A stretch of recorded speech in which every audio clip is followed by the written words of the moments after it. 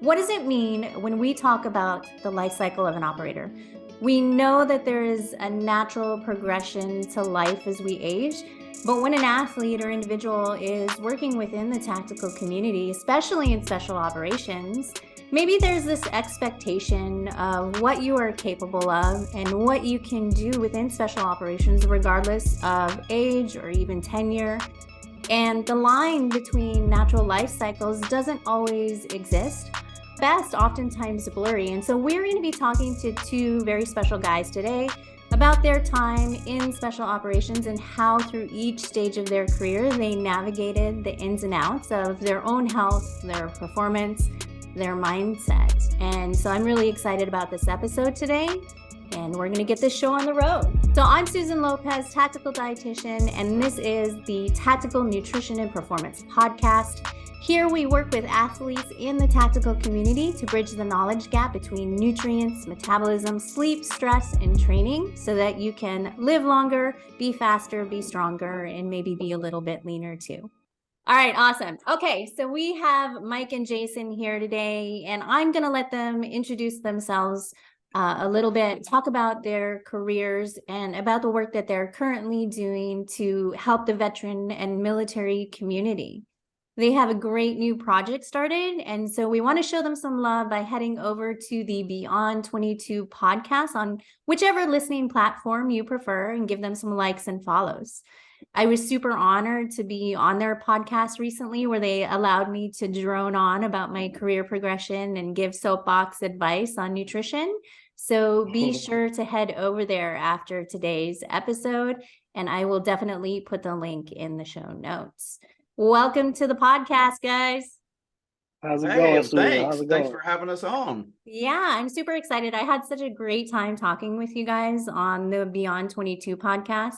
It just felt like the right thing to do to bring you guys over so that we could talk a little bit more about you guys and what you have going on with Beyond22.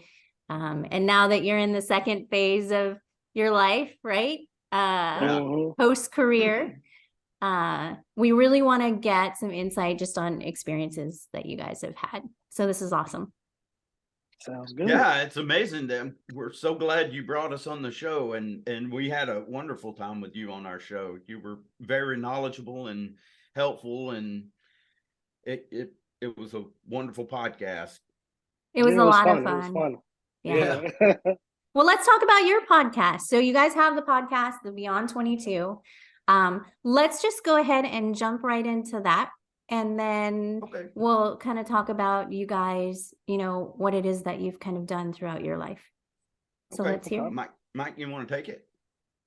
So Beyond22, you know that the statistics is 22 veterans, at least 22 veterans commit suicide every day. You know, that's 1.5 times the rate of the general population. With Beyond22, we're just trying to help people, and because getting out the military ourselves, you know what I'm saying, we really didn't know where to turn. So, you know, I know for a fact I didn't have a outlet to turn to. You know, we're just trying to show people a better way to live, like with you, showing nutrition. And then we just showed agriculture. That's a new podcast episode that's coming out. Physical fitness. We got a nice little agenda for our podcast. What you got, Jay? What you got? Yeah, you know, Mike and I served together, and we met each other in first group, and both of us got out about the same time, I guess, and we both went through down cycles where we were both depressed and almost and narrowly escaped becoming one of the 22 veterans that kill themselves every day. But since then, and for me that's been about 7 years ago, since then I've developed my life, an entirely new life since then, and I've taken everything I've ever learned and about myself and about health and wellness and spiritual connection, and meshed them all together to formed this mastery of life, almost is what I would call it. And, you know, I look back and I realize now that I didn't necessarily want to kill myself, but what I did want was to end the suffering and pain that I was going through. Exactly. So the only way to stop that in my mind was to die, and to kill myself would have been the easiest way. So I've readjusted the way I think, you know, since I've separated from the Army, and I've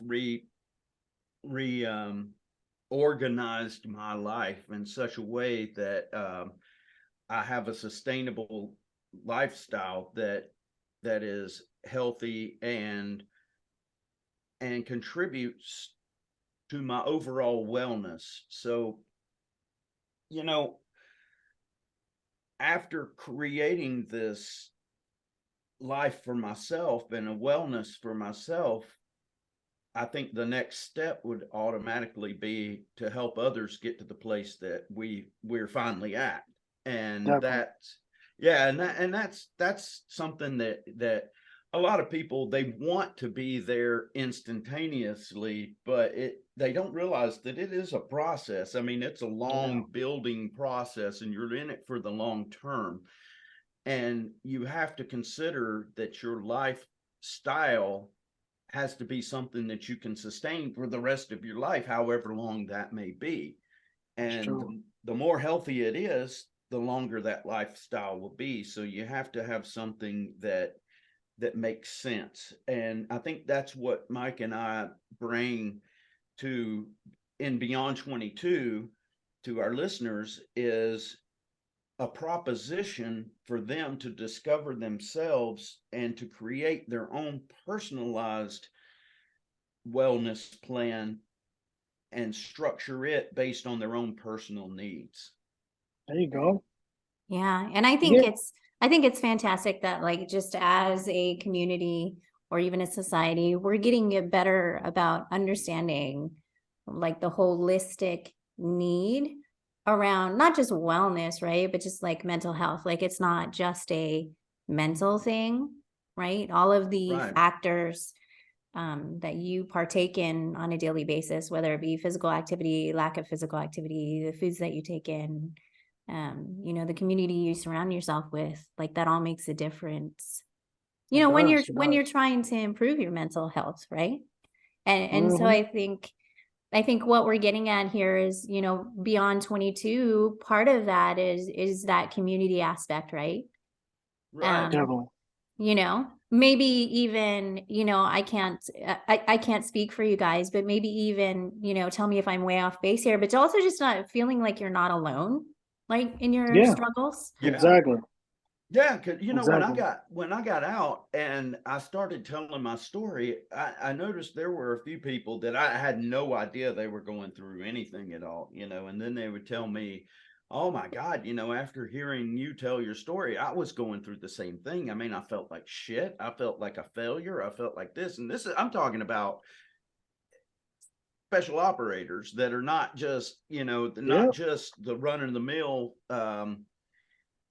mill Joe that's you know that's Certainly. these guys are supposed to be, you know, and for me that really shocked me. I was expecting that. In my mind I was the only one going Yeah. through what I was going through, and then I realized, well, you know, they always say in all these suicide prevention course or the classes, sorry, I'm trying to move myself a little bit, readjust. Okay. Sorry. They always say in all these suicide prevention classes and stuff that we had to sit through, you know, I'll pay attention to your buddy, but you don't see that going on because you're so consumed by um, your own, Pain. You right. know. Yes. Yes. Yeah. Thank you, Mike. Yeah. Yeah. You're so Yeah. consumed by your own pain that you're caught in a bubble where you don't see the outside world and you have blinders on to it. And I mean, your best buddy, you're over there thinking, well, that motherfucker's not even paying attention. I've been sending every signal I can. He's probably sending the same signals back to Signal you, right and you've back. Yeah. ignored You're not every one seeing of it. them. That's true. You're like, It's so true. listen to me. And it goes back to, we're so starved for attention as a society, I think, that we don't pay attention to anything but our own personal needs. And that's a good thing to understand, and it's a good thing to be aware of, but you also have to have the open awareness to where you can see the world around you and determine other things outside of yourself, because your situation is more than likely not as bad as you're making it out to be. I mean, when you start on that downward spiral, you start snowballing a whole compilation of Things. right. Yeah. You get all this stuff going, and things that look unbelievable are just really need just a slight adjustment to be back Makes on sense. track. Yeah. That's true.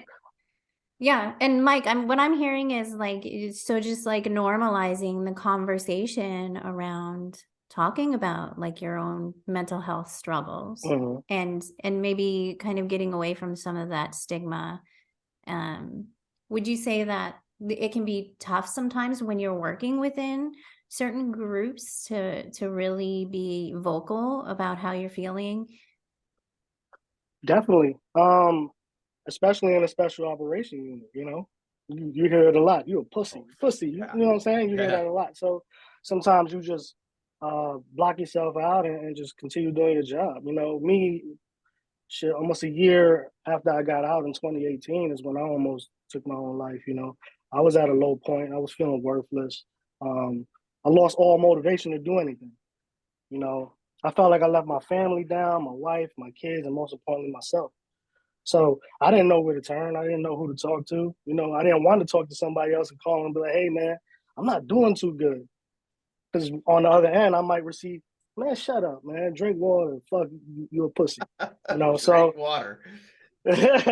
so we lost friends like that as well. You know what I'm saying? We lost friends for not reaching out. And that's what this podcast is all about.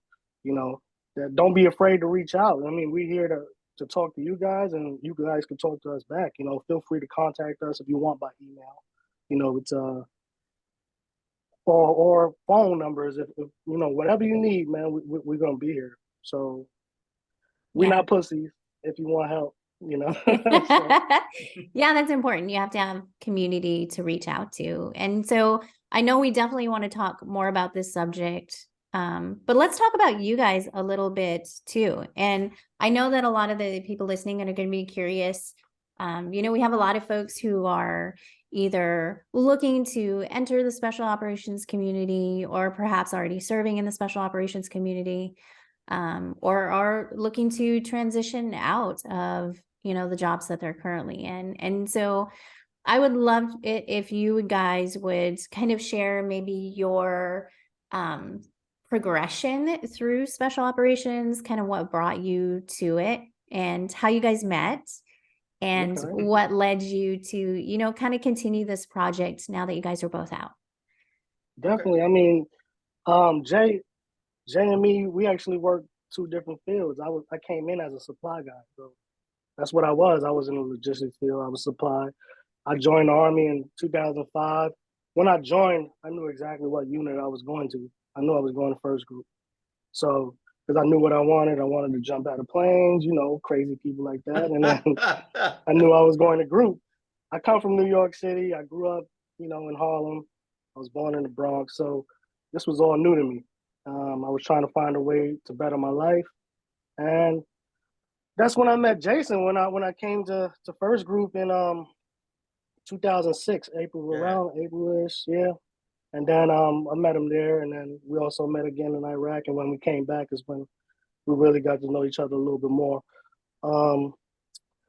Being knowing it's totally different world. Being in special operations and being in the regular Army, as I hear. So, for me personally, when I got to group, I was yeah.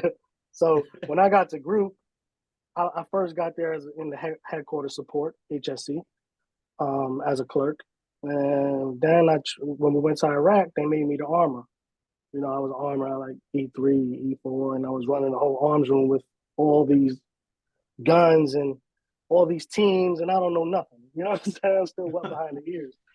And you know, most people don't realize even like supply guys and support guys and personnel, they go through a selection process as well. It's Yep. not like they Yeah. just show up because they got the MOS and they're in the slot. They have a selection process, and plus they're put through shooting courses and stuff like that. I mean, you learn everything, medical Yeah. stuff, you know, how to put IVs, Yeah. a whole bunch Yeah. of stuff. Yeah, man. So, I mean, I loved it every second of it. You know, I mean, not every second. I wasn't about You know to what I'm say saying? that. I just I love the community. I love the, you know, just like you said, we become brothers. It don't matter what. Some people Yeah. take support and Green Berets different, you know what I'm saying? But Yeah. most majority, you know, as a support guy, you just their brother, especially being out there. Me being in the line company, I was doing the same thing Yeah. that they was doing. Yeah, and that's Yeah. the A expectation. lot of Like guys. Yeah. when guys come in, you know, and they're, you know, being inundated with those first initial briefings to the group, right? They're told, hey, the expectation here is higher, right? You are going to be expected to be able to perform oftentimes at the same level that these guys can perform at. When I first became a supply guy in the line company, this was before we even had clerks, because now supply guys in the line companies have clerks. I was running the whole supply room by myself. You know, I had the commander on my butt, and then I had all the teams on my butt. So I was doing that by myself, and I knew the difference, especially when we went to Afghanistan second time, and I was working alongside with regular Army supply guys, and they had 4 people, and I was doing more than they was doing, and they was over there like, "How can you do all this work?" And I'm over there like, "I'm just doing my job," you know what I'm saying? Like, Yeah, absolutely. And so kind of coming in, and it's not unusual for me to go off on a tangent. So kind of coming back in. So we talked about Jason's time leading all the way up to Iraq, where you guys met. And then Mike, you were kind of talking about your time. So let's kind of bring it into, you know, hey, you guys are doing your thing. You've met, like, where does that take us? Well, let me see. And I think, Jason, maybe you wanted to talk a little bit more also about your selection process.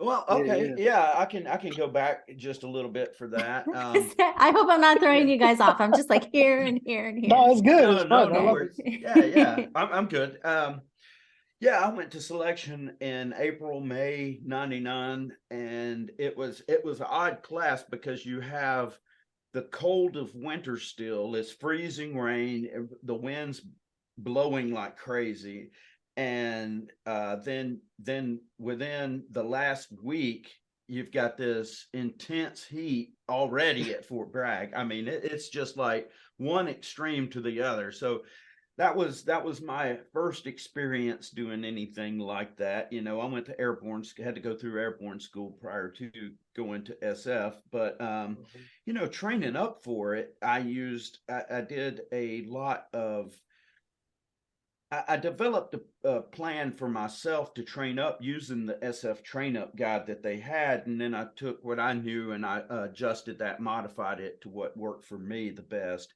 And what I was doing was getting up, I guess, 2 hours prior or 2 hours or more prior to the 6:30 PT that I had to be at. And I was running 5 miles, a fast 5 miles on my own, and then running 5 miles with my unit, you know, and I was still putting guys in the dirt, you know, and it was like, I was still like, everybody on my unit was here, and physically I was way beyond, but I was constantly pushing myself harder and harder and harder. And I know that one of the things you asked, Susan, was what would you do differently? And I really don't think I would do a whole lot differently, because I think you learn from your mistakes, and I don't think I would really understand what what I've gone through if I haven't have made the same mistakes that I have. Mm. And I would definitely wouldn't be at the place that I'm at now. I know that.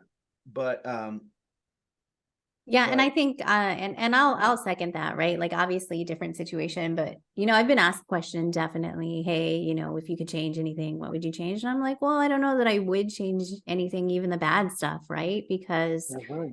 then I would not be here. So definitely no regrets. well, No I think regrets. Regrets.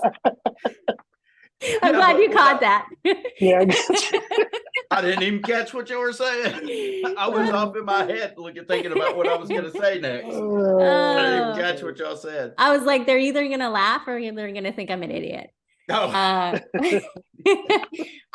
But yeah, I mean, so and that's really common, right? So when I'm working with some of the athletes that I work with, right? There's that personality where it's just like I'm gonna push, push, push, push, right? But the reality right. is you can do that when you're younger, but as you're progressing, it gets a little bit Yeah. harder to do that. And so what I often see is guys, they'll, they have a reputation for being those high performers, and then just out of nowhere, sometimes that performance just falls off a cliff.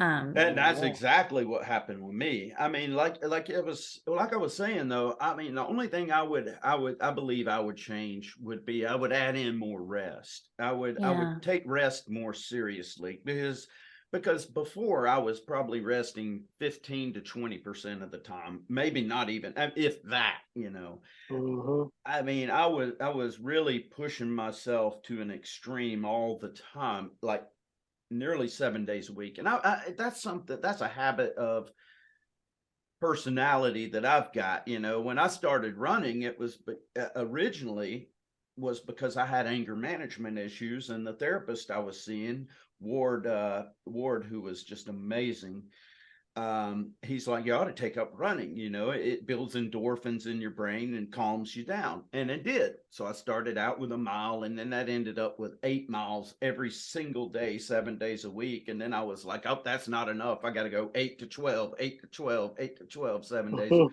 So Wow. it's, if I'm really not, if I really don't catch myself, I push myself to a point where I start tearing myself down. So I think really, and now I don't have that issue because my whole lifestyle is dedicated to recovery. So, and I've switched my rest periodization from 10-15% to probably 85-90% now. So I rest more than any. I mean, I might get out and play just a little bit, but I don't do anything serious anymore. I mean, I just have fun. And I think And that's important, right? So when we're talking about like life cycle, like the focus of what you're doing with your lifestyle, your training, all of the above, that needs to shift a little bit. well, and I think I'm, I couldn't go on I couldn't go on a ruck march like I used to, or I definitely couldn't go on a run. I'd probably break apart before I hit the fucking driveway. But Oh, I look at it now, and I'm really in such a better, I think, physical condition than I've ever been. I mean, even when I was like in Olympic athlete shape, I feel like now I'm more fit overall because it's the total mental health package. too. Mhm. Yeah. It's not I can jump out and run 50 miles with a ruck on my back through the mountains at a wide open pace for 18 hours, nonstop without ever taking a break. Now it's, you know, I can do what I need to do. I can physically um, exert myself in a way that I feel comfortable, but I don't really get exhausted, or I don't really have that, and I don't get sore or anything like that because I don't push myself to that point anymore. It's not like, I mean, why would I need that? You know, I'm just in, I feel like I'm in great shape because, like I said, it's the total package. It's the physical, the mental, the spiritual, you know, the self-esteem. It's all this comes together to create this, I don't know what the word would be, but it worked, you know, something that works. And Yeah. and for me, it's just this lifestyle that I'm in right now is the best place for me to be. That's cool. Yeah. And so if we rewind a little bit and then, you know, so you've kind of come full circle now, talk about your guys' time, kind of like, so we're talking about like your deployments to, you know, Asia, to Iraq, right? To Afghanistan, you know, at that time frame, kind of in your guys' lives and careers, let's handle specifically nutrition, right? Because deployments, things like that can be particularly challenging.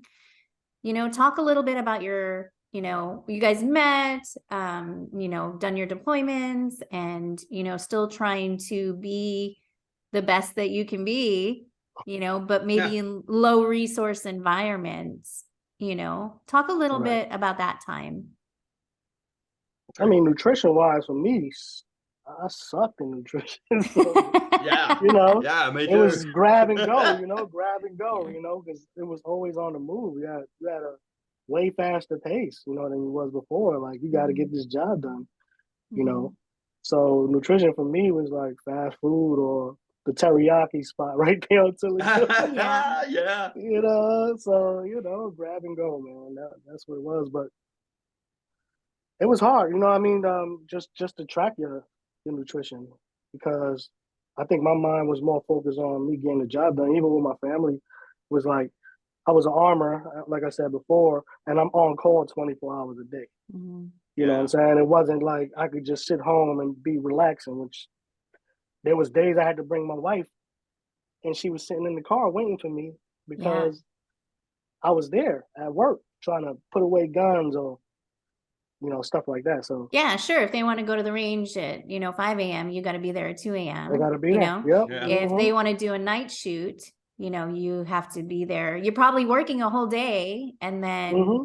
you know, they want to go out on a night shoot. So then you have to be there throughout the evening. And then when they come back from their night shoot, right? Yep. Yep. Yeah, super demanding. And so that can be really Mm-hmm. hard. And, you know, I run into that a lot too, where it's just, we're not sure sort of how to fit nutrition into whatever bandwidth you have left after Yeah. sometimes everything else has sucked out the energy from you, right?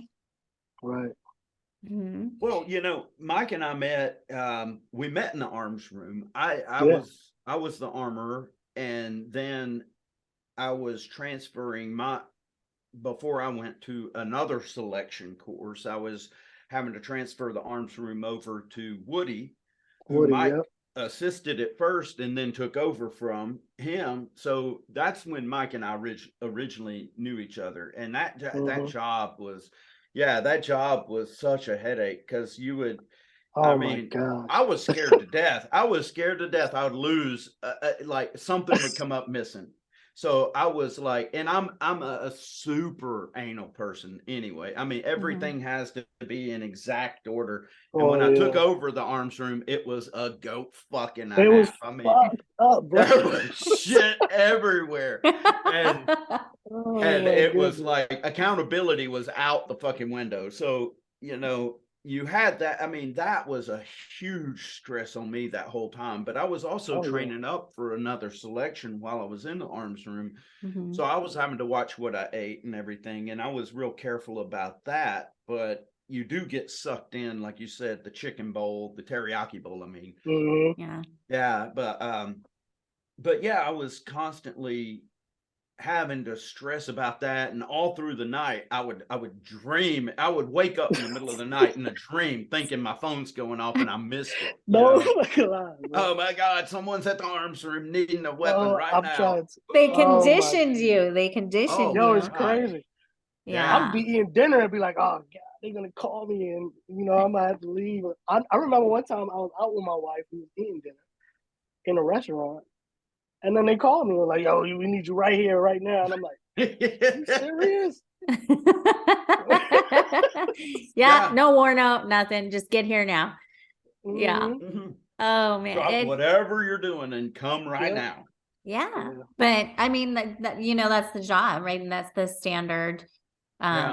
If they and as a spouse, right? And sometimes it can be hard, when the mission comes first. And so, you have like all these occupational things, but then sometimes it can cause a lot of stress at home too. And that's not unusual for any service member to experience, right? So I think one, choosing your partner is really important. Them having a lot of patience probably matters. Oh my God, my wife has so much patience. Yeah. Oh yeah. Mine at the time didn't. So and it's like that. And when I talk to guys and just, it's always like, hey, like who you pick as a partner matters. So you got to be, especially when you're in a high demand situation, because there's going to be definitely times like that. I mean, when my husband made the decision to get into the military and then chase a special operations position, we didn't live together for 2 years while he was going through initial entry training and then going through all the different pipelines. Our son, I was 4 months pregnant when he left home. Because he's older. We had we were like, we were gonna wait until he was in the military to start a family, and he was older and he had some things on in his past that were potentially a barrier to his entry that we had to work through. And so we weren't sure when he was going to actually be allowed to enlist, even just as a regular infantryman at first. And so we were like, well, we're both getting older. We can't put having a family on hold. So we had to have a discussion about, look, if we decide to start a family, there's a very real possibility that my husband would not be there when our child was born, or even during that first few months, of our child's life. And that's exactly what happened. So I was 4 months pregnant. The recruiter called and was like, hey, if you want to go, today's the day. It's time to go. Yeah. And he's like, you got 2 weeks to figure your life out. And then you're getting on a bus. So that's what happened. I did get to visit him a couple of times. So I flew out to where he was twice with my big old pregnant belly. And then he was allowed opportunity leave after he had finished one of his courses. And so he came home for Thanksgiving. It was holiday block leave, excuse me. So he came home for Thanksgiving, but by that time our son was 3 months old. Wow. Yep. And he had not met him before that time. Wow. Yeah. Mm-hmm. And he's very he didn't want the first time he saw his son to be through the phone. So I was also not allowed to share any pictures of our child, or send him pictures or post any of them on social media even. And I had to tell all of our family, hey, you can't post any pictures of the baby before Alan sees him.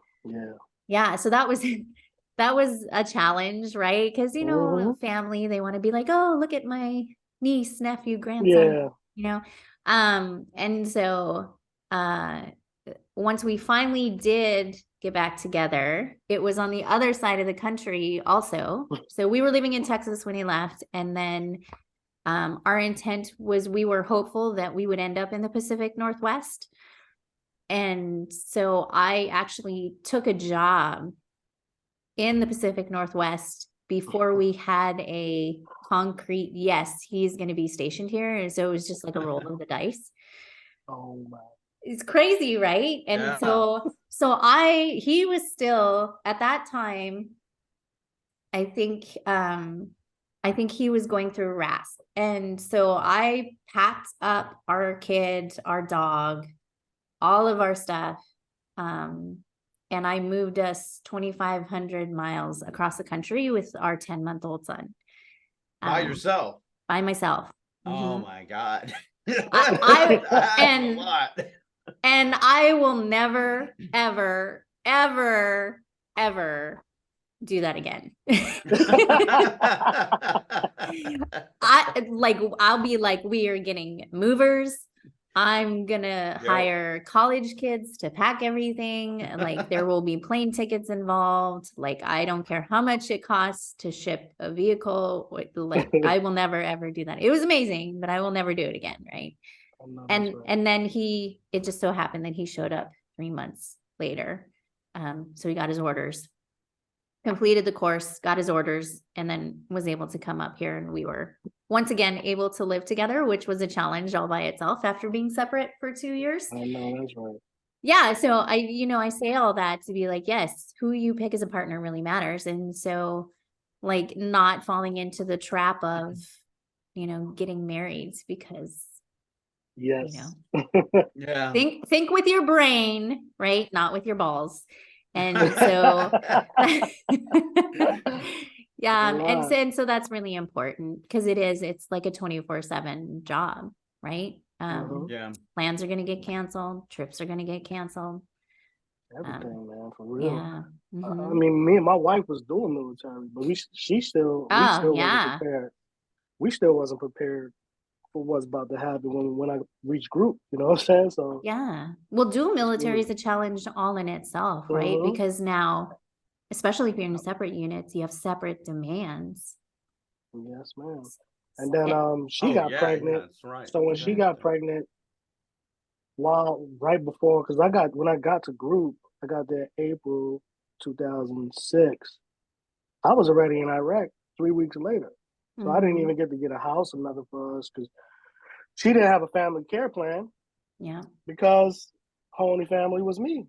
All her family is in the Caribbean. So she had it was hard, man. And then we finally got her moved out. She got out the military, put a family care plan. And she moved up to Washington. And it's been a journey. I give all props to my wife, how she stood up with me. Because even when I was there, I wasn't there mentally, so. Yeah, for sure. Yeah, when I was in, I would come home.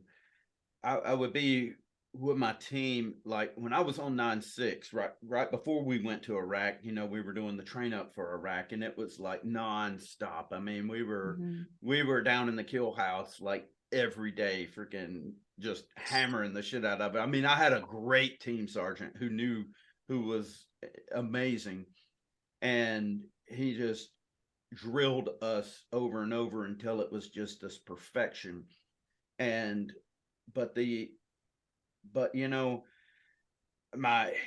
didn't have, my wife wasn't very understanding. My ex-wife, she wasn't very understanding. And that was just like, you need to, every time I would get home, I would be exhausted. I mean, the first thing I would do was go take a nap, and it wasn't, I take naps usually a lot of times now, and it's usually about an hour and a half, but I don't know. There was a lot of, it was tough when you have someone that really doesn't understand or care, Yeah. If they don't give a crap, and all of it is, hey, you're not paying attention to the kids because you're gone doing stuff all day. Well, okay, yeah, that's understandable, but right now I'm not spending quality time with the kids because I can barely keep my eyes open. I mean, I just left everything on the field. Yeah. I mean, I came home just exhausted every day. And usually, though, before I came home, we would drink a few beers in the afternoon together as a team before, and let the traffic die down, So Yeah. you had to do that unless you were night shooting. Then it was all night long usually. But you know, it's just a 24/7 pull on you. I mean, because even when you're home, you're not home. You're not doing it. Mm-hmm. I'm having to recover all my equipment, get everything prepped for Mhm. the next day. Everything has to be taken care of. Everything has to be, you know, cleaned up and refitted, ready to go.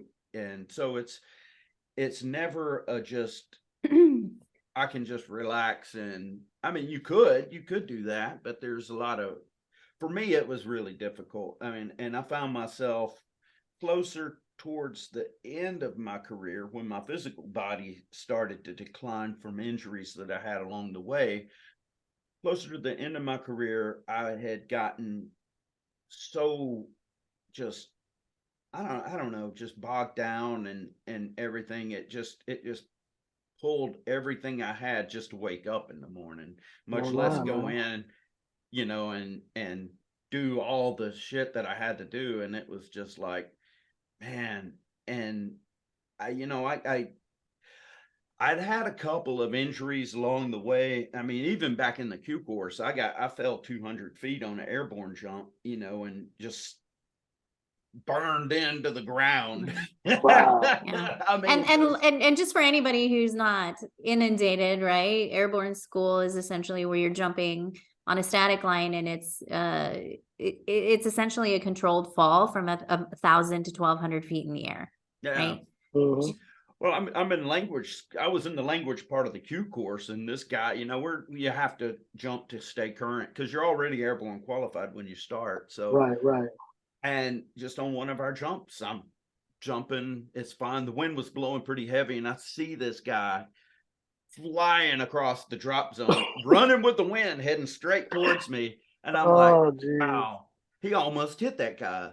And then I was like, oh, he just grazed that guy's parachute. And then I was like, oh shit, he's coming towards He's coming me. for You me. know, and I'm in my mind, I'm like, I'm the lower jumper. I've got the right of way. And I'm like, but he's gonna fucking Gonna take you. bulldoze Yeah, you if you don't get out of the way. So I just pulled the toggle down.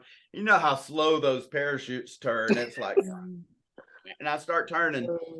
and he runs his body right before his parachute went over my parachute where there's the Take gap. your air. Yep. Oh yeah. So his parachute collapsed and his body hit my parachute, and my parachute wrapped around him, and we both just went Oh 200 my. feet Oh straight to the ground. Jesus. I didn't even know how far it was until the ambulance, everybody came out to see if we were okay, and they're like, dude, that guy sky sharked you from 200 feet. You ought to kick his ass. And I'm like, I can't kick anybody's ass right now. I feel like I got kicked in the nuts with a steel-toed boot, you know. And I mean, it was like I was in the Q course at the time, and I'd seen too many of my buddies get get medically dropped, and I wasn't I'd spent almost at that time 2 years in the Q course, and I wasn't about to get medically dropped. So I know that's I right. I didn't tell anybody that anything was wrong, but I shit blood, about a quart of blood every time I got on the toilet to take a dump, Jeez. you know, and Oh that was man. like, I did that for like 6 or 7 months, I guess. And then when I planned on getting my medic to check it out when I got to a team, but I was like, when I get to a team, I'll just get my medic to figure out why I'm bleeding so much. But it just stopped, you know, my body just healed itself before I ever got a chance. And I was like, okay. That's crazy. But, you know, I had chronic pain from that. Yeah. And, you know, NSAIDs and pain medicines, they work great on, what is it called? The pain that's like acute pain. They Mhm. work great on acute pain. Chronic. It But won't help with chronic. No way. right, right. Only the chronic helps with chronic. And Ain't no lie about that. so all that pain from 2000, that was in 2002, you know, and it followed me. It really started to accumulate after 2011 when I had my final injury that ended my team time.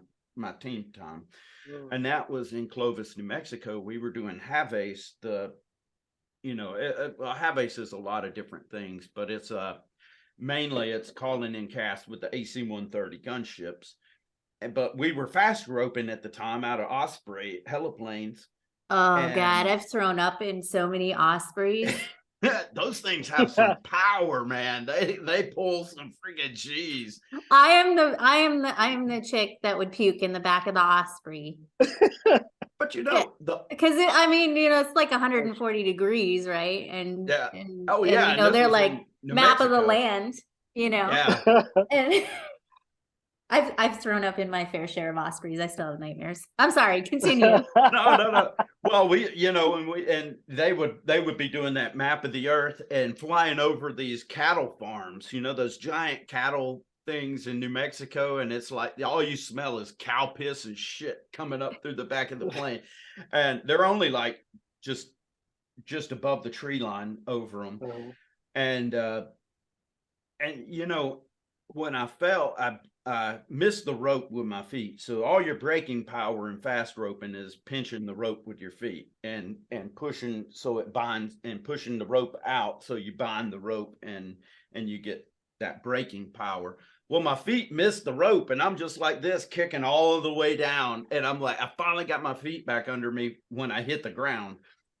And that was the first time in my entire career. And I mean, that was in 2011 and I joined in 1991.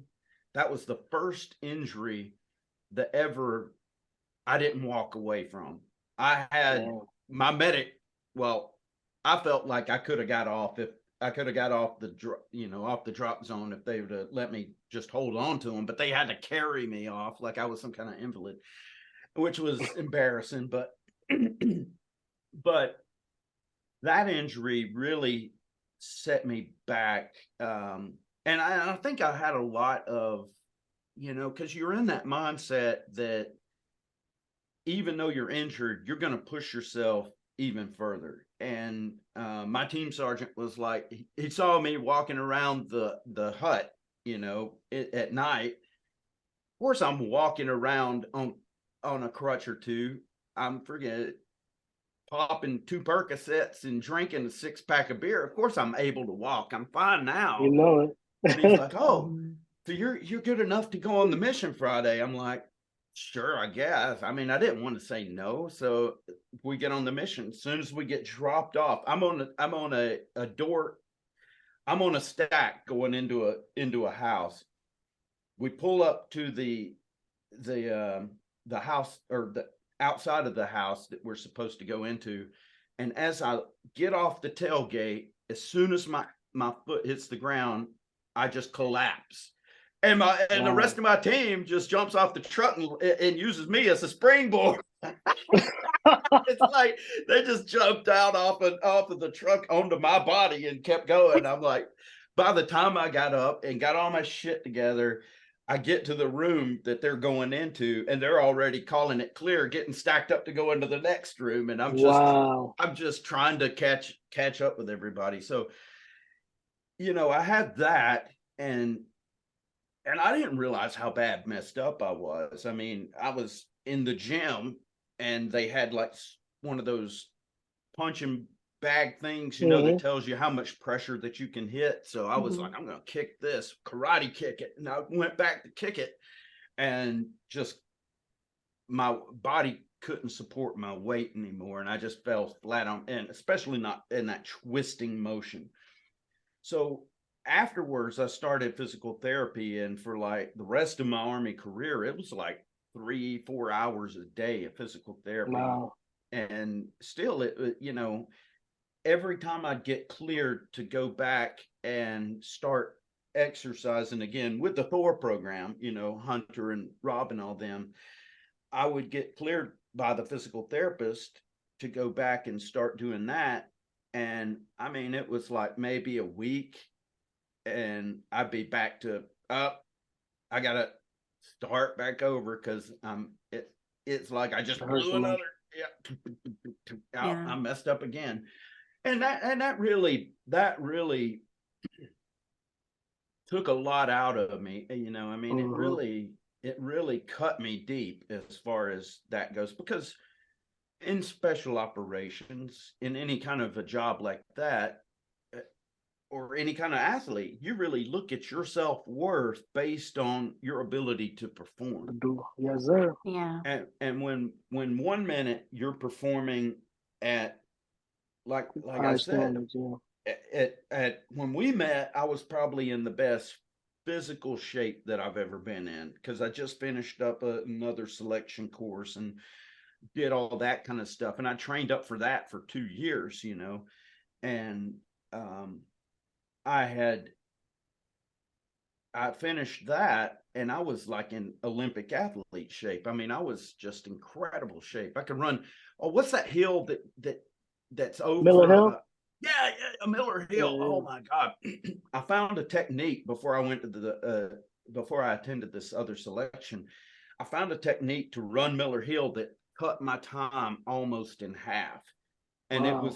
it was a mantra that I created myself. And that was it. It was self. And I would just say to myself, as soon as I started climbing the hill, I'm strong, enduring, light, and fast.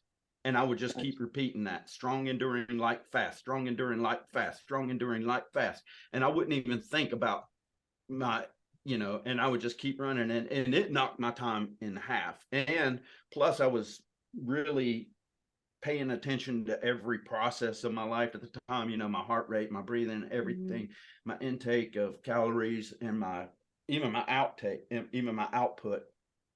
And my heart rate it had dropped. I want to say it was 50 to 100 beats per minute is what I dropped it down by doing that. By chanting as I was running up the hill, I was able, because I've been paying attention to it, and I was like, oh my God, I'm pushing 180 beats per minute. And then when I went back, it might have been like 120 beats per minute based on that.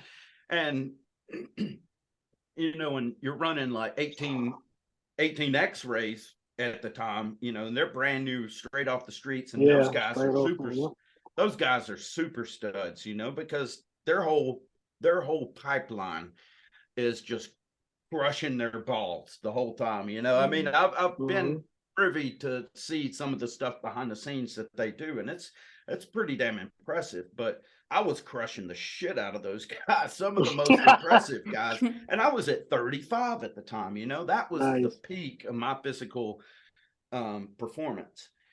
But yeah, I don't even know what the hell we were talking about. No, that's great. I love it. So we were kind of talking about some of the injuries and eventually the injury that kind of stopped your career, and just kind of the mental mind fuck that, like, when you go from being like at the top of your game, or you know, just in that high performing realm, and then an injury happens, and then suddenly you can't do those things, you know, and during, man. yeah, absolutely. And so, and then just the strength of just like your mental resiliency, right? So you talk about Miller Hill, but then also on the other end, it's like when you get hurt, it can be really just mentally devastating. And so I think when, you know, when we're talking about like, right, like mental health or just holistic wellness, having the right inner dialogue, I think, is so important. Because the mind is definitely a powerful thing, as you just kind of demonstrated. It is. And once you start talking down to yourself and you start believing it, that's when really starts breaks. Yeah. You unravel. Yeah, you start unraveling and you start coming apart. You know, I never went to sick hall. I mean, 25 years in the Army, I didn't go to sick hall until until 2011. And then I was like, hey, everything started to fall apart. And you know, and I think a lot of that wasn't that the physical aspects of my body were falling apart. What was happening was mentally I'd started to crumble. I mean, before I could accept, I've never seen many, I don't want to say I've never seen anybody that could take as much pain as me, but you know, I as a kid, I developed, I had this fascination.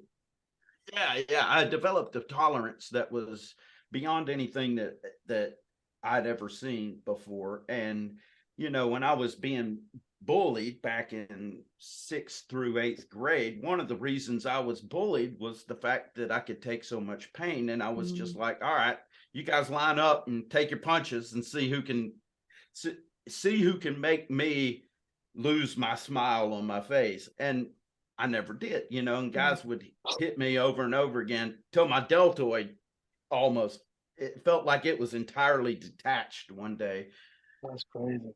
But, it was just like I had this ability to take enormous amounts of pain. And then over time, that eroded to the point where I'm like, well, shit, if I can't do that anymore, what the fuck worth that? What the fuck am I worth? I mean, my whole self-worth is based on my ability, and now I'll no longer have that ability. So it's really detrimental to your mental health. Your physical health can be detrimental to your mental health. And that's what it did for me, especially like the job that I ended up in as the group anti-terrorism officer. I didn't have any real contact with anybody. So I really, in that job, because that was more of just kind of brainstorming what was coming up and how we can, deal with it if it does happen, or how to negate that. But the other job that I was in, the personnel recovery manager, I always get that mixed up because it's PR manager and I think of public relations. And I still do that. But yeah, so as the personnel recovery manager, I'm sitting behind a desk, I feel like a fat, worthless piece of shit because all I've been doing, every time I get trained, every time I start getting back in shape, I start tearing myself down physically and have to restart again and again and again. And it just was going on and on. And my diet at the time, because I was depressed, was just like, whatever, I'll sit there and eat. I'll just sit there and eat, whatever. I don't give a shit. And and also just like during that time when you guys were in, right, I think we have to acknowledge that, even compared to now, the mission was different, operations were different, the tempo was different. And so when you're talking about, GWAT era time served, especially in a special operations unit, right there, it's completely different, right? I think there was a time when you guys were pulling 12, 18-month deployments maybe. And I think they changed it from 8 to like 11 months. And now so in 2010, I did a deployment with HSC. It was all the way to 2011. I came back for about 4 weeks, and then I was already leaving with Bravo Company. They put me to supply with them. Yeah. So I was going with them. And that's when going to like health-wise, I got medically retired out the military, right? So something happened in 2011 timeframe, and I was bleeding internally. I never said anything to nobody. The only person who knew was my wife. You know what I'm saying? So by the time of my end of my career, my wife was like, you need to go get help. If you don't get help, I'm leaving you.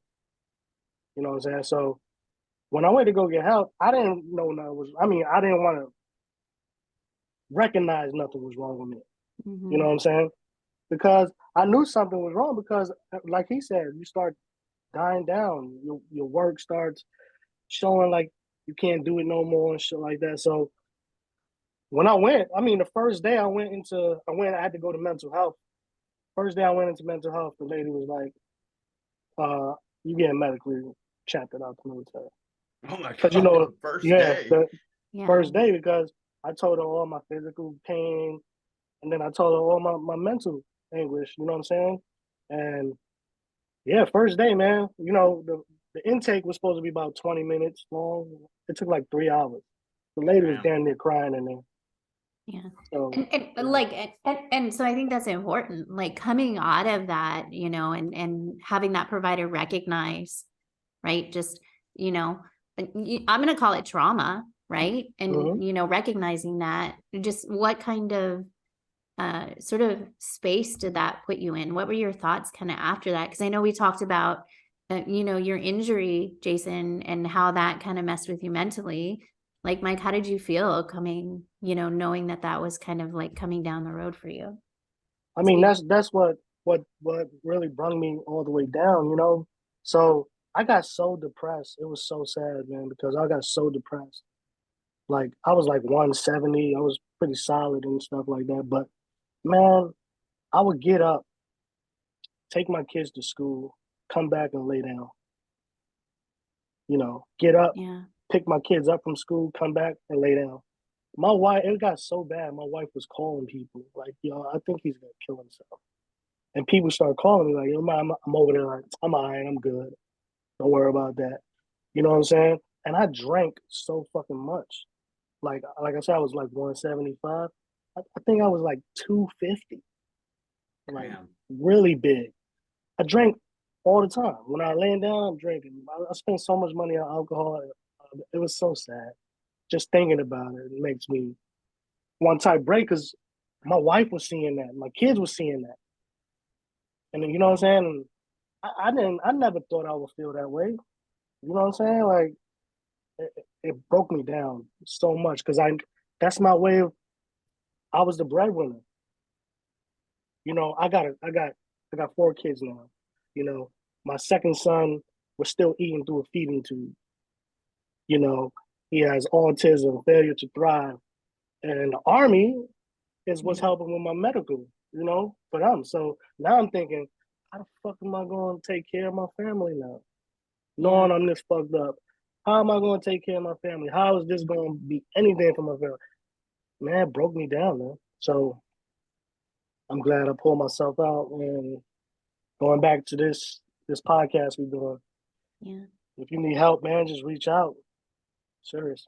Yeah. And then so kind of, and now we're looking right kind of as that transition out of the military for both of you. Talk a little bit about, okay, as you're getting out, and you're transitioning into the veteran life, what were some of the things that you feel like really helped you make that transition? Even if it was hard in the beginning, what do you feel like are some things that helped you kind of turn that around a little bit? For me, it was, I got a service dog. You know, Mhm. my wife finally signed me up for this program, and I got a service dog, Turner, and that dog, I can tell you, my wife and that dog saved my life in total. You know, that's what brought me up. He gave me purpose to get up and move around, and you know, he would wake me up like when I'm having nightmares. Like the dog don't leave my side. Like right now, I got him outside, locked both doors. Because if not, he'll be in here barking and stuff like that. So that dog Yeah. won't leave my side, So Yeah. that right there alone, that helped me, and then moving from Washington to over here to Florida where I'm at now in Orlando, just the sun, period, the Mhm. sun, that helped me. Because Yeah. we moved over here on FaceTime. I bought this house on FaceTime. That's how Mhm. desperate my wife was to get me out of Washington and start brand new. So when I got here, this house was all messed up, but I didn't care, man, because I was on the road to recovery and showing my kids that the dad is still the hero that they still look up to. Yeah. And your environment matters, right? And there's all kinds of Yes. studies about just, living sort of at this latitude in the Pacific Northwest, what it actually does to things like your vitamin D, your moods, all of that. Mm-hmm. So yeah, environment's really important. Yeah, for me, speaking of that, exactly. I was working down in the skiff, and during the winter, uh, about a year before I got out, yeah, I just kept declining until I finally got to the point where suicide was the only thought in my head was to kill myself. I mean, every thought went back to that, and it went back to what you're saying, Susan. It's like I'm working down in the skiff every day. I'm seeing the sliver of sunlight, if any, because it rains all the time and it's miserable and gray outside. And then I'm going into a freaking vault, closing the door, and just not seeing anything but artificial light. Yeah. like Mike and I have discussed, like Mike and I have discussed in one of our other episodes, it's like putting a house plant, and throw it in a closet with no light and saying, okay, You're gonna die. survive. Yeah. Yeah, survive. Mhm. And I felt like I was dying, and really we are pretty much plants. I mean, we're plants with legs and emotions. And so I got to that point where I was just desperate to escape, and I felt like I was at the end of my rope. And I finally, once I decided that that's what I was going to do, is to kill myself, I had one part of me that reached out to our group psych and said, hey, I need you to put me on 5 North, the psych ward on Fort Lewis at the time. And it was the one part of me that loved myself wasn't about to let me kill myself. And so I was taken out of that job and put in as the assistant operations sergeant for HHC, the headquarters. Yeah, that's right. Yeah, company. He was right next door. Yeah. Yep. Yeah, that's right. Yeah. Anyway, yeah. So I was put into that position just so I could spend the rest of after I got done with my time on my 2 weeks on 5 North, I was put in that position so that I could go through my ACAP process and clear post and all that. And when I got out, I just gotten divorced from my ex-wife, and I was having to work, well, minimum was 60 hours a week. I was working a lot more than that as security at Western State Hospital, the mental asylum, as Mike put it. It's like Arkham Asylum. You've got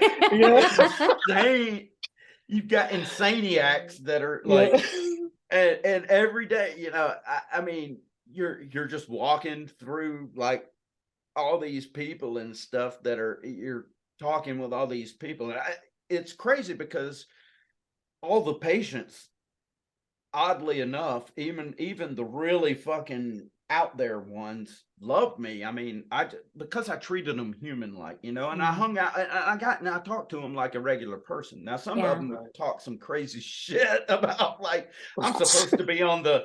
I remember watching I remember coming up and I was talking to this one patient and I said, oh, the Academy Awards or whatever award show was on. She's like, yeah, I'm supposed to be there. The helicopter didn't show up to pick me up. And I'm like, oh, well, that's too bad, That's too bad. Oh my goodness. But I wouldn't say, oh, you're full of shit. I know you weren't supposed to be there.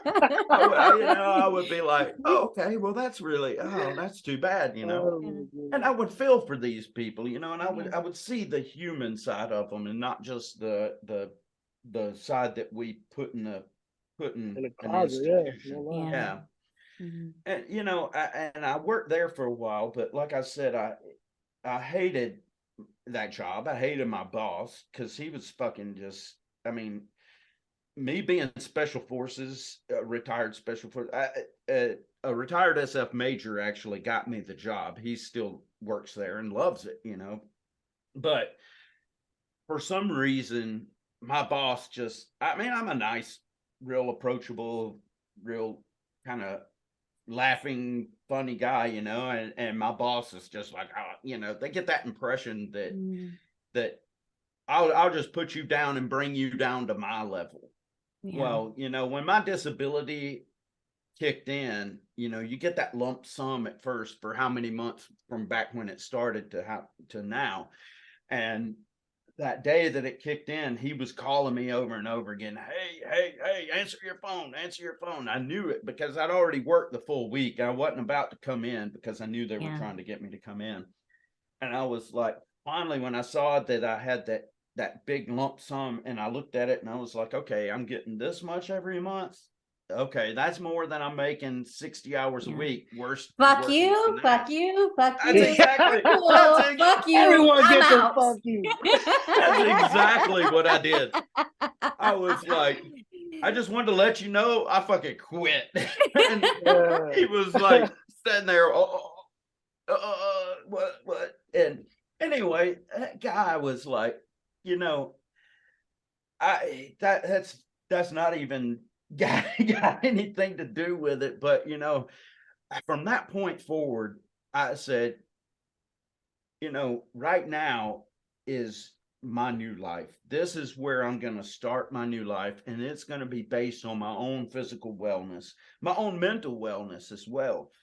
And at that point, I really didn't know what I wanted to do. I mean, I was looking at a PA, going to PA school. You know, my wife's a nurse practitioner. I was like thinking, okay, you know, I've been a medic. I've been to the 18 Delta course. I've done all this medical stuff. So I've got a good background, and she's pretty encouraging about that. And she says, you know, it's amazing how much of the medical knowledge that you've still retained from all the others, from all that you know.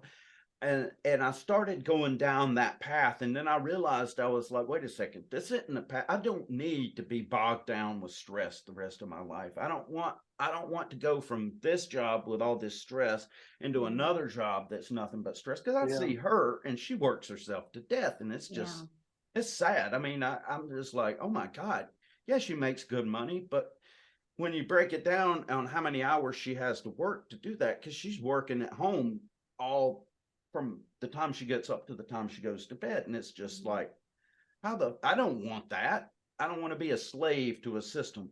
So I didn't really know what I wanted to do. So I went to a farm that one of the hippies that I grew up with in Colorado owned and operated. And I volunteered to work on their farm in the southern Colorado desert canyons, and live in a yurt for a few months. And that was on the edge of a fruit orchard. This yurt was right on the edge of the fruit orchard. So one of the guys that lives on the farm, he's like, man, I don't know how you stand it living down there in that yurt. We were all hanging out, tripping on acid. And he was like, quiet. Like, well, what he was saying was, I don't understand. Because it was right in the spring, and he was like, man, all them trees, they're pollinating everywhere. It's like trees are having sex all around you. I don't know how your nose can stand it. And I was like, I just got adjusted to all that pollen.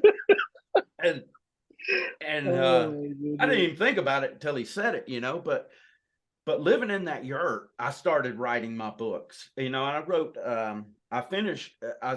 I say I started writing my books. I've started on multiple books.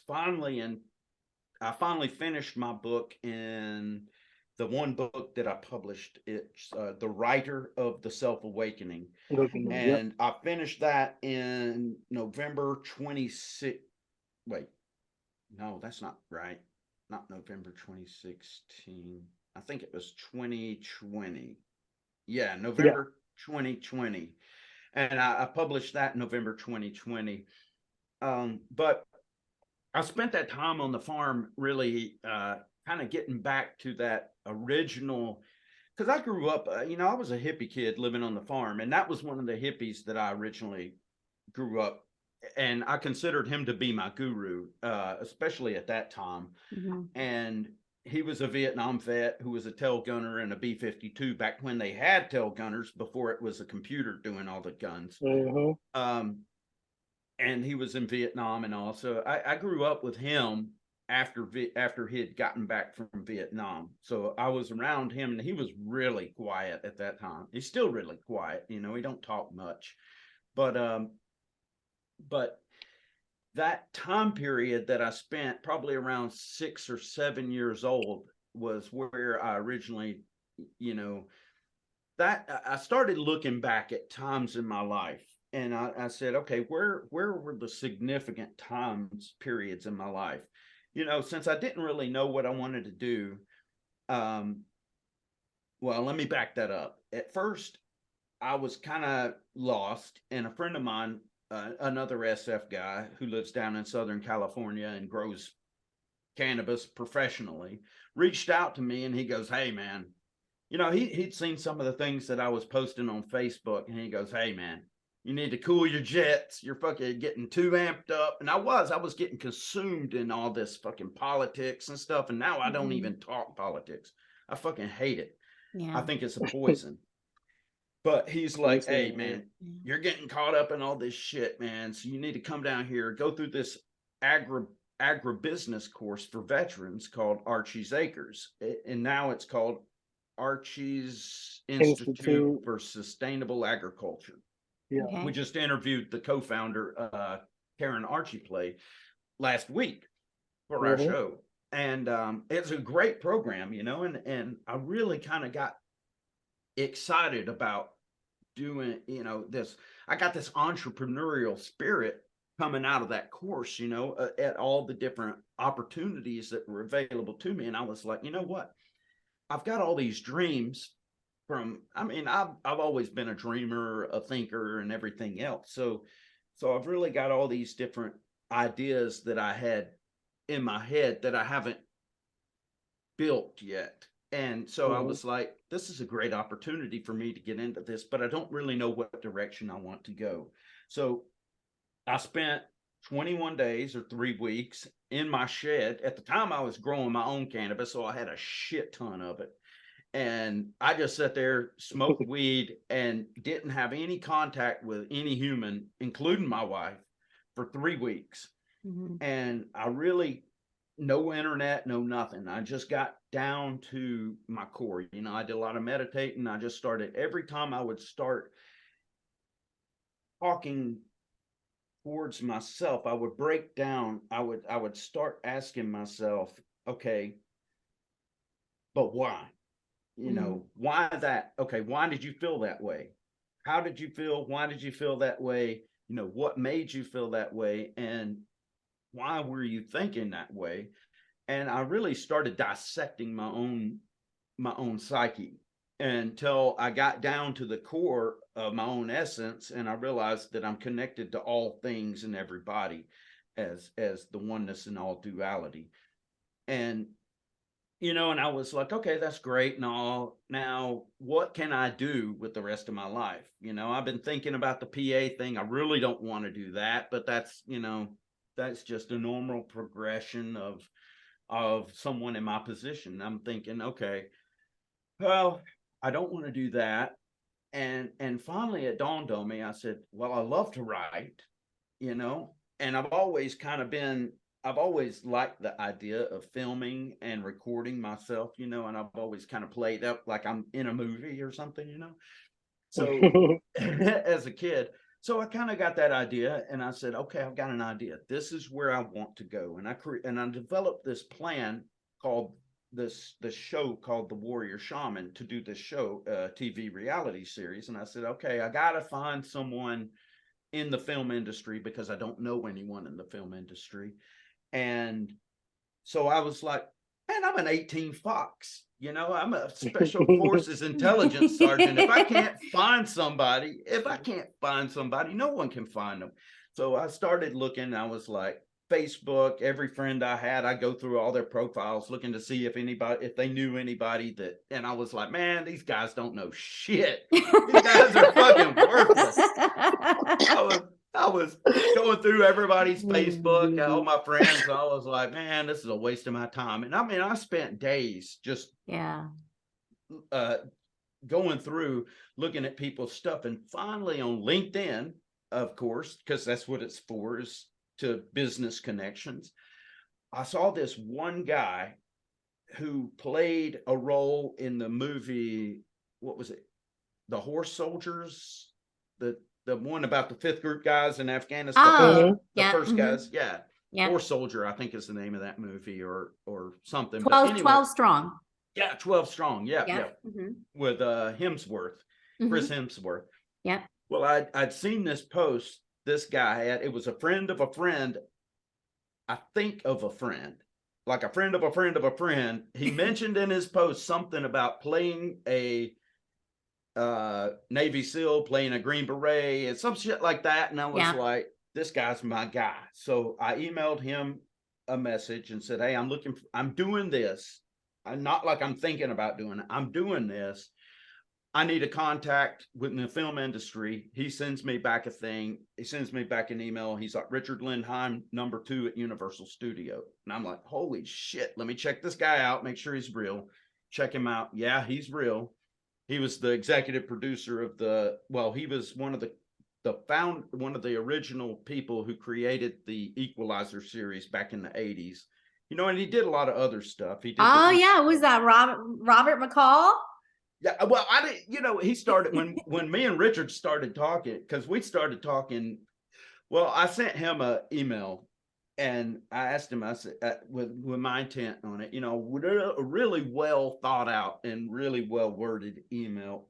Mm-hmm. And then, like, almost instantly, he's like, love the idea. When can we talk? So I'm like, I'm pretty much free anytime. I'm just sitting around getting a high, coming up with ideas, So whenever it's good for you. And, I get this phone call on my phone, says, what was it? It was Beverly Hills. And I was like, oh my God, this is him. So we talk and then we start developing this program. And it's really similar to what Mike and I have done with the Beyond 22. It's just a little different than what Richard and I were well, it wasn't a podcast then. Mm-hmm.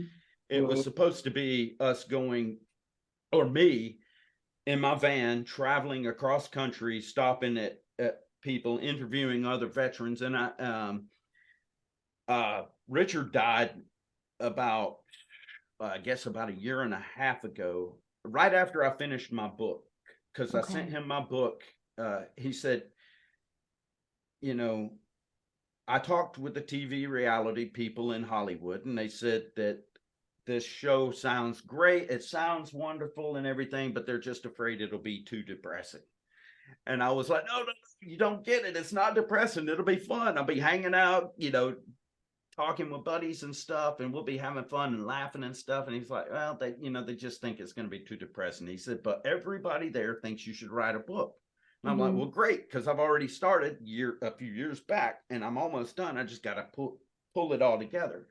He's like, okay, well, take your time. Do what you got to do. If you need any help, he said, let me explain something to you. He said, I get paid millions of dollars just to give advice. And he does. I mean, he's executive producer of the Equalizer series with Denzel Washington. And when he died, he was working on the set with the Queen Latifah series. Oh, yeah. Uh-huh. And he was like, I get paid millions of dollars to give advice. He said, but I believe in what you're doing. And I can see how you can help veterans that are going through a lot of stuff just by telling your story and getting it out there and letting them know that someone else is going through that. So I just want you to know that, because I want you to know the value of what I'm giving you. He said, I will give you any support you need for free. So just anytime you need me, here's my phone number, call me up. And I didn't use it, I mean, I had to write. He said, just take your time, do what you got to do, send me what you got, and I'll look over it and give you my honest opinion. And he did. And he's like, wow, I did not expect that, So I worked with Richard on that project and until I finished my book. And then shortly after that, he died. And then I was like, well, I don't have a connection to the film industry anymore. So I went out and bought all my own camera equipment, took the online filmmaker course, the full-time filmmaker course, which is a great course, and learned how to film, how to edit, and did all my stuff. And then I called up people, arranged for interviews across the country, drove up to Washington from Alabama, back down, traveling the whole way, interviewing. And then I refitted my van and went on a second trip directly after that, all the way up to Maine, and interviewing people on the way up and the way back down.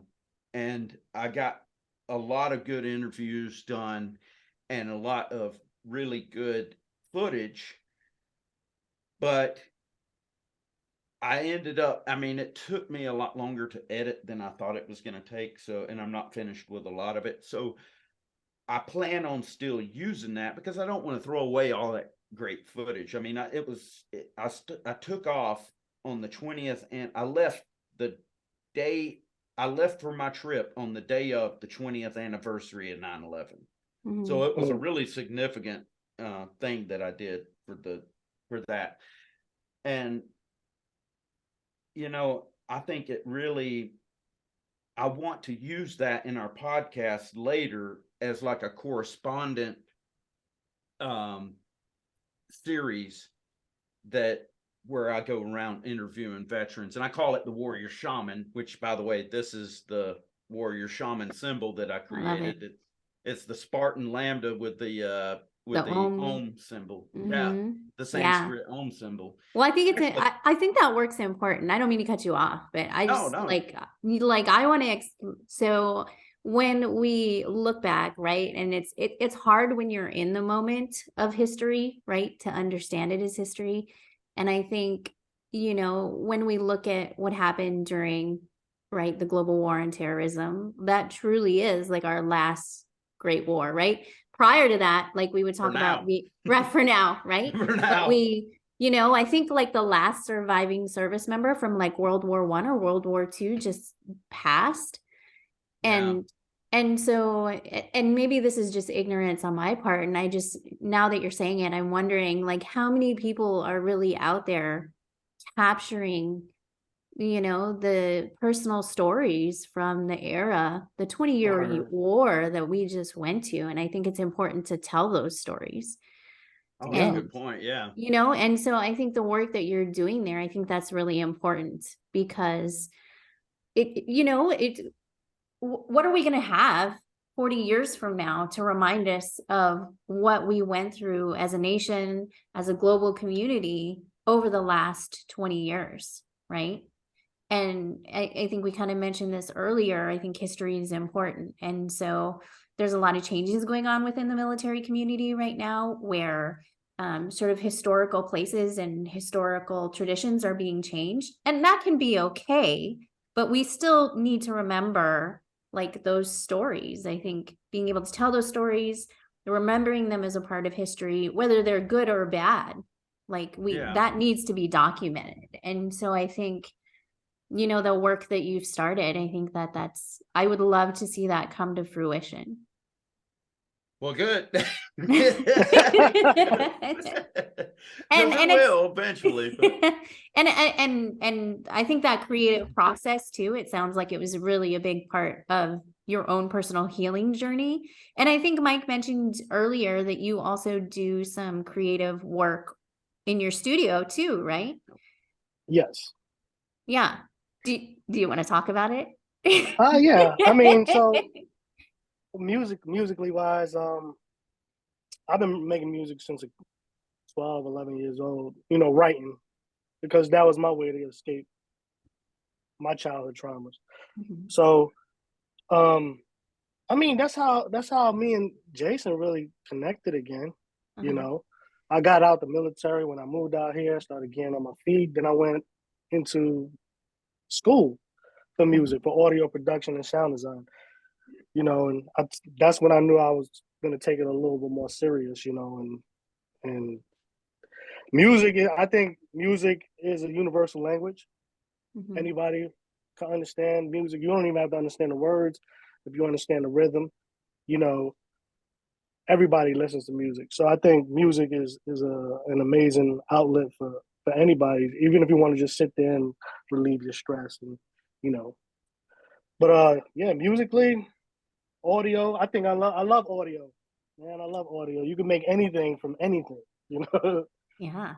Like you guys are a good duo to bring, some of that work that or some of that footage that Jason's captured. Yeah, I can't wait. Yeah, You guys, you just need to start your own production company. Well, I was thinking the same thing. I was seriously thinking that the other day. It's a fantastic idea. Well, I also graphic design, so I make my own clothes too. So he made this shirt. Mike's shirt company made my shirts for me. Yeah, I taught myself the video editing and the filming and stuff, and then when Mike and I got back together, I was on my way. Okay, we weren't even talking, right? You didn't even come down here for like no filming or nothing that day. We met No. I wasn't The filming. first time. No. Yeah. Okay. The first time I came down and visited you in Florida, one of my old teammates, Kenny, he was down in Pensacola, Florida for Oh his yeah, Kenny. birthday. Yeah. And I was going to visit him, and I was like, well, shit. While I'm there doing that, I need t-shirts. Mike owns the t-shirt. Mike does t-shirts. So I'll get Mike to make my t-shirts. That way I'm getting them from a friend. I know I'm not getting ripped off.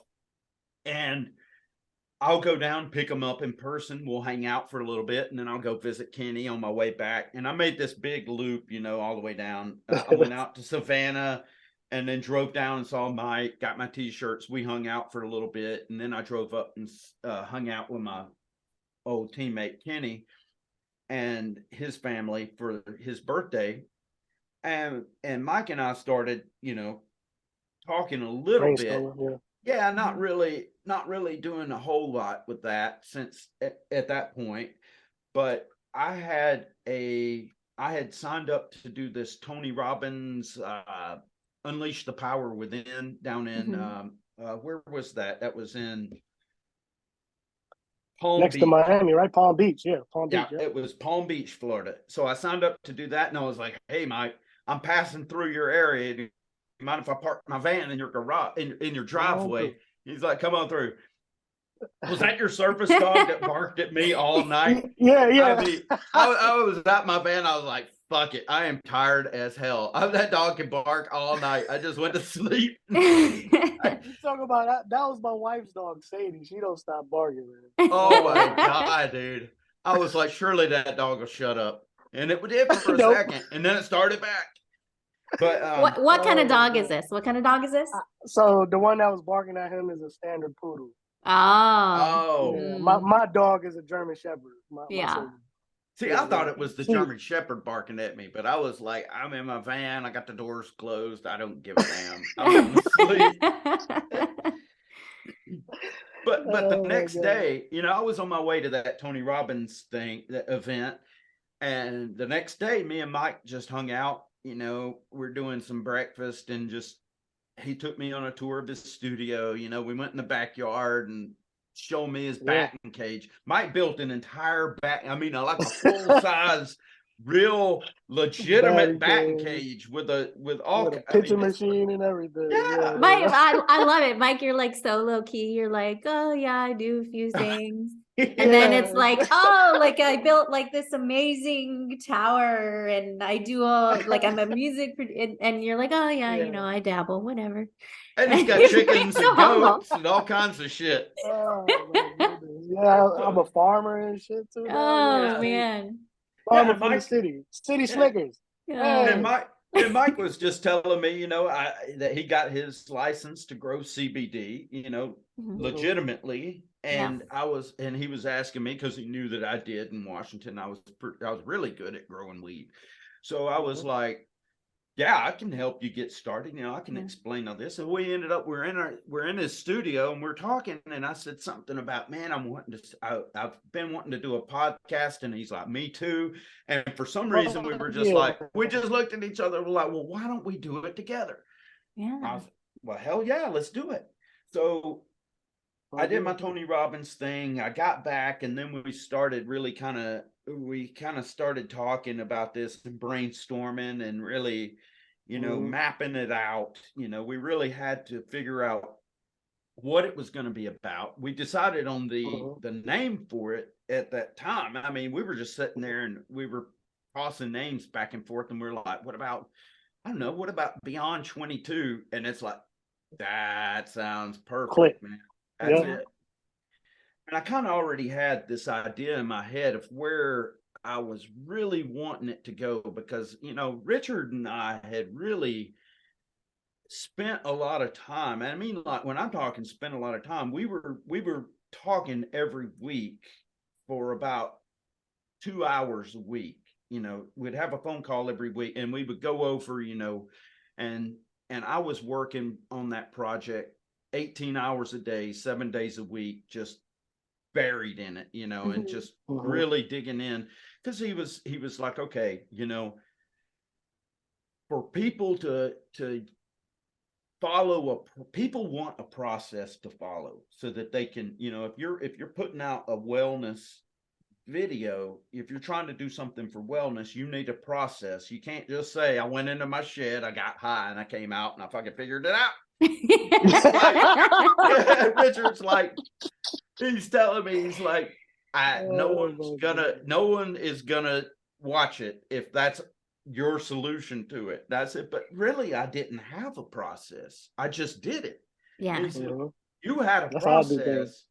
He told me, he said, you had a process. You just don't realize you had a process. He said, think about it and break down what you actually did. And I did. And I broke it down and I created this huge process. It was like 8 steps, And that's originally where I was looking at with going with my book. And then I was like, it just dawned on me that I had to write from the heart, and it became this urgency that I had to write, because in my mind, when I was writing my book, like I told Mike before, I said, look, man, every single day, I said, what kept me going was, I said, 22 veterans kill themselves a day. And I said, my book can change that. I know it. That's I right. know it because it is, it's exactly what they need to see. And I said, so in my mind, I said, every day that I don't finish this book, 22 veterans die because I didn't finish this book yet. That's right. That's right. And I really had to kind of get out of that mindset, because it was starting to really upset me, because I was like, man, I just can't do this. I mean, I got to the point, I told my wife, I was like, I don't have a clue how long this book is going to take. And this is the hardest thing I've ever done in my life, because I can't even see the end of the tunnel of this. And she's like, just keep writing, keep doing it, keep chugging away at it. And then just all of a sudden, it was like one day I was like, holy shit, I'm done. I'm just finished. Hell yeah. And that was, that was a really, oh my God, that was such a weight lifted, but really, in order to market the book, and I'm still not good at that, I've had to learn just all these different skills, and that's one thing that Richard kind of pushed me into, was getting on social media. He's like, you've got to build a platform. You've got to build a platform and start creating all this. And I was like, did you not read my book? I said, the whole thing was all about getting away from people and all this bullshit. I said, it's putting society away and just going into yourself, into the wood, into the forest. And he's like, I know, I read your book, but unless you want it to just sit on the shelf and not see any eyes, you need to get this. And really, I started doing that. And then I started getting into the filming and stuff. And it's just been a really fun thing for me, I mean, it's really been a fun trip to go into, when I was in the Army, when I was in language school, I hate to keep hogging the mic. You're good. When I was in language school, I know, Mike, you're so, there's so much humility back there. You're just like, I'm just here to support. This is what we do. This is what we do. We always talk. So. I love it. You guys have such a great dynamic. I think we do. We really, we don't talk over each other. And I mean, I'll shut up when Mike talks. Mike shuts up when I talk. Like I told Mike, I said, man, I was looking at building the trailer for our show, and I said, so I watched a few different trailers, and I was like, Oprah's show actually the trailer for Oprah's show is just fucking a wonderful trailer, and it got me interested in it. And then I watched like 5 minutes of her show, and I said, she can't shut up about herself. She's just talking over all of her guests. I was like, I can't watch this. It's the same with Kelly Clarkson. To me, they're just like, fuck that. I can't sit here and listen to them talk over each other. Oh my goodness. But going back to what I was saying, which I don't even remember where the fuck I was at now. You gotta hit that bong, bro. I know. I need to hit something. I might have to pause for a second. Yeah. We can edit that out. Yeah. So, what So were we talking about? you finished your book. So it just was like a Uh-huh. weight lifted off you. So you finished your book. And then you were kind of Right. talking about how like just the irony that your book was about disconnecting, but you Oh, were having yeah. to get on social media. Right. Yeah.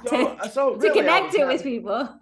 I know, I was like, oh fuck. Oh, And I developed this whole, when I got in isolation and I really found that sweet spot, of not having contact with humans, Yeah. it was so empowering, so amazing, so life. Oh, I know where I was going. I know exactly what I was talking about. ding! The light went off. Yeah. When I was the operations sergeant at language school, the special operations language school at Fort Bragg, I had 1,500 students that I was responsible for, and our sergeant major comes to me and he's like, hey, see if you can put all these students through this new program. It's called the ACAP program, ACEP, Army Center for Enhanced Performance. So I worked with Jonathan Cordell, Dr. Cordell, who's a performance psychologist from Harvard that does the Center for Enhanced, who was actually heading the Center for Enhanced Performance at the time. And he and I started working together, and because I wanted to see what our students were going to be going through so that I knew that it was something beneficial and not something just wasting their time because they have class. And so I went through his mastery program, and it was, I think, like 6 or 8 months long, where I would meet with him, like, I don't remember if it was once a day or like 2 or 3 times a week. I don't remember, but I would meet with him a couple hours we would go through all these different processes, and he had all these different techniques and stuff, and we were developing a lot of stuff. And he said, Jason, he said, the problem with most people is they don't know what they want to do. And they don't have a clue what they want to do. He said, the problem with you is that you want to do everything. And I do. I've got an interest in everything. And really, since I've been out, that's really paid off, that I've been so interested in so many different things, because I realize now, the more I learn each different piece, the more I realize they're all pieces of the same puzzle. I mean, the filming, the editing, and all this stuff is stuff that you learn the foundation of. I learned the foundation of photography and filming in the 18 Fox course, because you have to learn that stuff. Yeah. So I'm going back, and I'm like, before, when I was on a team, I remember Kenny, my junior, and one of my best friends, he tells me, he's like, he's reading this article in Special Operations magazine, and he's like, dude, you realize, I didn't know this. He goes, and I didn't know this either. He goes, by the time an SF soldier reaches an E7, and they've been in for 15 years or more, that the Army has spent $30 million training them. Yeah. And he looks at me, and he's like, damn, dude, they got ripped off on your ass. Taxpayers got fucked with you. And of course, I'm like, yeah, okay, you smart ass motherfucker. That's hilarious. I remember that story, bro. You said that. But when I got out, I thought about that, and I thought, holy shit, if they did actually spend, I mean, I was in for 25 years, so I would estimate in my head that if 15 years, if it's $30 million, that by the time they get to 50 years, or 25 years, they probably spent almost $50 million training me to do whatever the hell. And most of my training really kind of happened towards the end of my career. And I'm like, well, hell, if that's true, then I need to really use that skill. I mean, why waste all that training and all that stuff? I mean, I don't go around using every single skill that I've accumulated, but there's a lot of thinking skills and planning skills and other things that I've learned over 25 years that have really came in handy. And really, I mean, when I got out, like I said, man, to me, I was totally worthless. I mean, I only knew one skill, and it was to be SF. And I mean, which is a huge bunch of skills, really. Yeah. But to me, it was all just like, the only thing I know how to do is BSF, and I damn sure don't want to do that kind of work anymore. I mean, I'm out of that kind of business. And I mean, I could make good money on the outside doing stuff like that, but for me, I really needed something where I felt like I was giving back something instead of going where I was going. So yeah, really that's where I went, and I took all my aspirations to be so many different things, filmmaker, writer, producer, everything. And I've taken all that and used it as a way to, like what Joseph Campbell says, follow your bliss, So that's where I'm at right now. Is I just follow my bliss, and this is where it's taking me. And Mike and I are partnered up, and we're doing our podcast, and we meet people like you, and we get to share our stories. That's true, because meeting people like you is it actually sparks us to want to keep doing more, because you actually helped out a lot with your interview. Yeah, and I think you guys are doing great work. And so I'm really excited to see just how you guys are going to grow, not only the podcast, but then a lot of these things that you have going on, outside of that as well, that maybe are, you'll bring into that realm also. Yeah, so I mean, we could probably do this all day, to be perfectly honest. But I am going to kind of get us to a stopping point here. You guys have just given us so much. And so I think what I want to do is just close things out.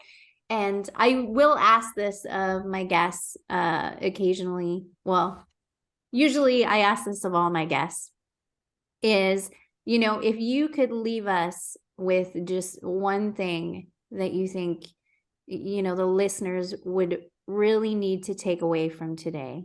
There was a lot of gold today, but if you could think of one thing that you would like listeners to take away from today, what do you feel like that would be?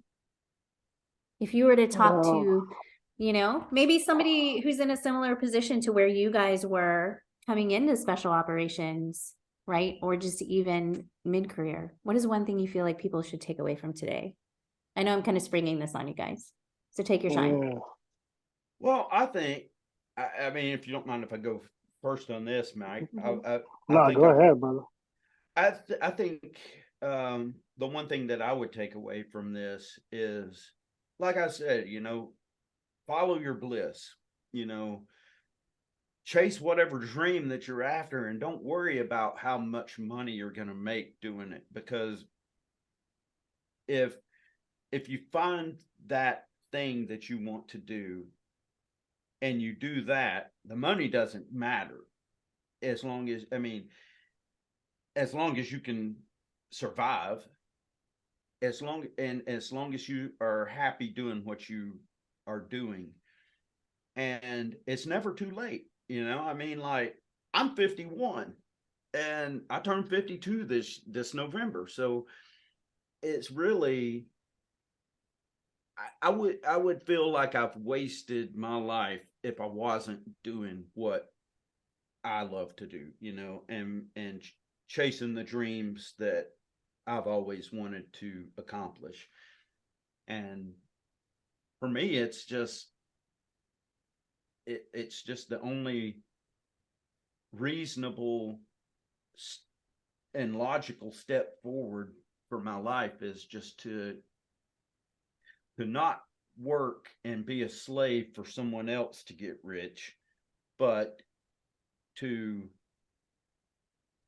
live a life where I'm free to do what I need to or want to do, and what makes me happy. Yeah. Mm-hmm. Mental health is just as important as physical health. Yeah. Definitely. Do not be afraid to reach out if you need help. I mean, that's one of the biggest things. That's one of the biggest reasons why I wanted to start doing this podcast, was to help veterans and not be afraid, man. We lost too many people, too many friends. Well, thank you guys so much. Today was awesome.